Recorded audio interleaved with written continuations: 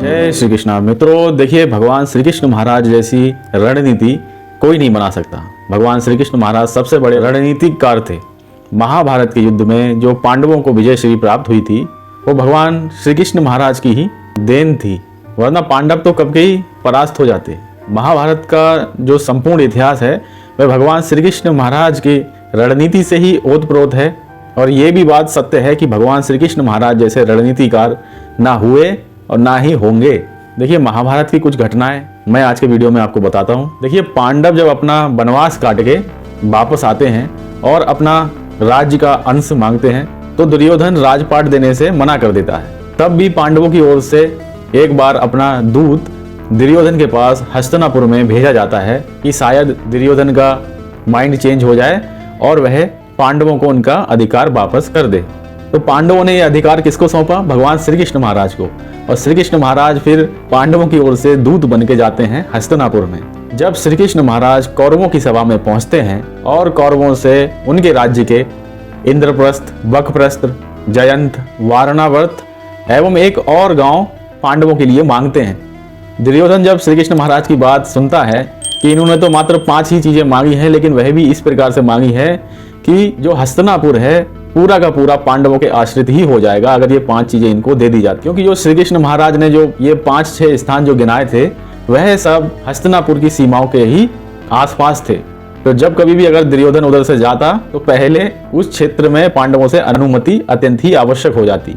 तो ये बात दुर्योधन समझ चुका था। तो इसलिए वह श्री कृष्ण महाराज से कहता है कि मैं इन गांवों को क्या, मैं सुई की नोक के बराबर भी राज्य का एक हिस्सा भी नहीं दूंगा। यदि पांडवों में बाहुबल है तो मुझे युद्ध में हराएं और राज्य करें। महाभारत युद्ध की तैयारी होने लगती है। कौरवों की ओर से होती है 11 अक्षौहिणी सेना और पांडवों की ओर से होती है 7 अक्षौहिणी सेना।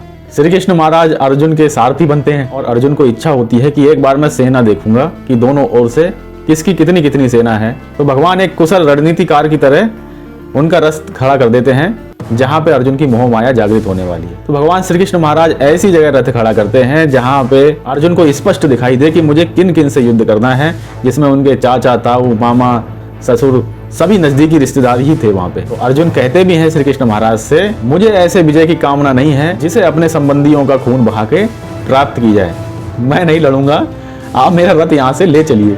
भगवान श्री कृष्ण महाराज ने रथ लगाया ही ऐसी जगह था कि इनकी जितनी भी भावनाएं होंगी यहीं पे उमड़ पड़ेंगी, क्योंकि वह अर्जुन को अच्छी तरह जानते भी थे। श्री कृष्ण महाराज कहते हैं अर्जुन से कि प्रत्येक मनुष्य को चाहिए कि वह अपने कर्तव्य का पालन करे। कर्तव्य पथ से इधर उधर एक पग भी होना उचित नहीं है। जब सामने कर्तव्य हो तो उस समय लाभ हानि, जीवन मरण उस समय विचार नहीं करना चाहिए। तो भगवान श्रीमद् भगवद गीता जी के उपदेश यहाँ पे अर्जुन के लिए देते हैं। भगवान श्री कृष्ण महाराज अर्जुन का बल जागृत कराने के उद्देश्य से कहते हैं कि सच्चे सूरमाओं की तरह अगर युद्ध करोगे एवं विजय पाओगे तो सुख भोगोगे, और किसी कारण वीर गति को अगर प्राप्त हो भी गए, संसार तुम्हारी जय जयकार करेगा और स्वर्ग के अधिकारी बनोगे। सोच विचार करना था तो पहले करते, अब सामने कर्तव्य पथ है, कर्म करो, फल की चिंता मत करो। श्रीमद् भगवद गीता जी के उपदेश सुन के अर्जुन आश्चर्यजनक रूप से प्रभावित होते हैं और युद्ध करने के लिए हुंकार भरने लगते हैं। अब युद्ध की तैयारियां होने लगती हैं। धृष्टद्युम्न बनते हैं पांडवों के सेना के सेनापति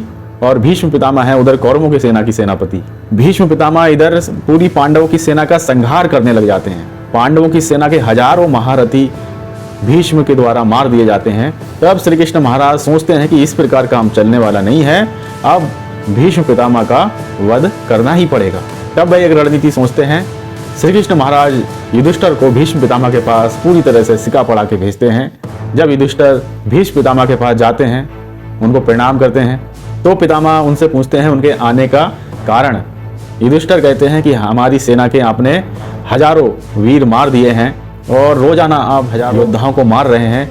ये सुनकर भीष्म पितामह जी मुस्कुराए और पूछते हैं कि युधिष्ठिर कहना क्या चाहते हो, स्पष्ट कहो। युधिष्ठिर कहते हैं कि महाराज वह कारण बता दीजिए जिससे आपकी मृत्यु हो। तो भीष्म पितामह समझ जाते हैं कि श्री कृष्ण महाराज ने ही ये रास्ता बताया है, इसीलिए युधिष्ठिर यहाँ पे आए हुए हैं। भीष्म पितामह बताते हैं कि मैं कभी स्त्री या स्त्री के रूप वाले किसी भी व्यक्ति पे प्रहार नहीं करूंगा, ये मेरी प्रतिज्ञा ही है। अब अगले दिन घमासान युद्ध होता है और श्री कृष्ण महाराज शिखंडी को भेजते हैं भीष्म पितामह के सामने, क्योंकि शिखंडी स्त्री से पुरुष बन गया था, तो वह इसी जन्म में ना स्त्री ही था ना पुरुष ही था। तो भीष्म पितामह ने अपनी प्रतिज्ञा के अनुसार हथियार डाल दिए और अवसर पाते ही अर्जुन ने भीष्म पितामह को बाणों की सैया पे सुला दिया। फिर अगला टारगेट आते हैं द्रोणाचार्य, क्योंकि भीष्म पितामह की मृत्यु के बाद बनते हैं द्रोणाचार्य सेनापति। द्रोणाचार्य भी भीष्म पितामह का अनुकरण करते हुए एक से एक बलशाली पांडवों की सेना के सेना नायकों को मारना प्रारंभ कर देते हैं। द्रोणाचार्य एक चक्रव्यूह की रचना करते हैं, जिसमें उनका टारगेट थे युधिष्ठिर, कि अगर युधिष्ठिर पकड़ जाते हैं तो युद्ध संपन्न यही हो जाएगा। चक्रव्यूह रचा गया था, वह सिर्फ अर्जुन ही तोड़ सकते थे। अर्जुन को युद्ध में उलझा दिया जाता है, इधर अभिमन्यु का भी वध कर दिया जाता है। अर्जुन जयदत्त को मारने की प्रतिज्ञा करते हैं। भगवान श्री कृष्ण महाराज अर्जुन के रथ को इस प्रकार दौड़ाते हैं कि जयदत्त का वध करवा के ही छोड़ते हैं। फिर उसके बाद द्रोणाचार्य को मारने का प्लान होता है, क्योंकि इस चक्रव्यूह पूरा उन्होंने रचा था। बहुत ही ज्यादा पांडवों की सेना का संहार भी द्रोणाचार्य द्वारा हो रहा था। तो श्री कृष्ण महाराज युधिष्ठिर को बुला के एक युक्ति उनसे कहते हैं कि तुमको द्रोणाचार्य के सामने कहना पड़ेगा कि अश्वत्थामा मारा गया किंतु हाथी, क्योंकि द्रोणाचार्य की प्रतिज्ञा थी कि अपने पुत्र का मृत्यु का समाचार सुन के ही वह युद्ध करना छोड़ेंगे। अब जब अश्वत्थामा के मारे जाने की अफवाह फैली तो द्रोणाचार्य ने कहा कि मैं युधिष्ठिर के मुंह से सुनना चाहूंगा कि अश्वत्थामा मारा गया या नहीं। और इधर युधिष्ठिर ये कहने को तैयार ही नहीं थे कि अश्वत्थामा मारा गया, क्योंकि वह उनके उसूलों के खिलाफ था। श्री कृष्ण महाराज आते हैं, उनसे कहते हैं कि युधिष्ठिर जो मैं कह रहा हूँ वही धर्म है, जो मैं कह रहा हूँ वही कर। भगवान श्री कृष्ण महाराज के इस प्रकार कहने पर युधिष्ठिर द्रोणाचार्य के सामने कहते हैं कि अश्वत्थामा मारा गया किंतु हाथी। जो लास्ट वाले वर्ड थे वह बहुत ही स्लो बोलते हैं, और जो अश्वत्थामा मारा गया वह बहुत ही उच्च स्वर में बोलते हैं। तो जो उच्च स्वर थे वही द्रोणाचार्य को सुनाई देते हैं। इतना कहते ही वह अपने हथियार वहां पे डाल देते हैं, पूरा सरेंडर हो जाते हैं।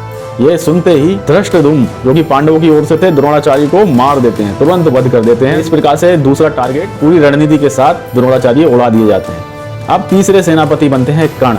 अब कर्ण भी बहुत ही ज्यादा बलवान होते हैं। आते ही पूरी पांडवों की सेना में हाहाकार मच जाता है, त्राही त्राही करने लगती है सेना, क्योंकि पांडवों की सेना में कोई भी ऐसा नहीं था जो कर्ण का सामना कर पाए। श्री कृष्ण महाराज एक रणनीति बनाते हैं कर्ण के लिए। कई बार कर्ण अर्जुन पर भारी पड़ता है, तो भगवान अर्जुन को अपनी सूझबूझ से बचा जाते हैं।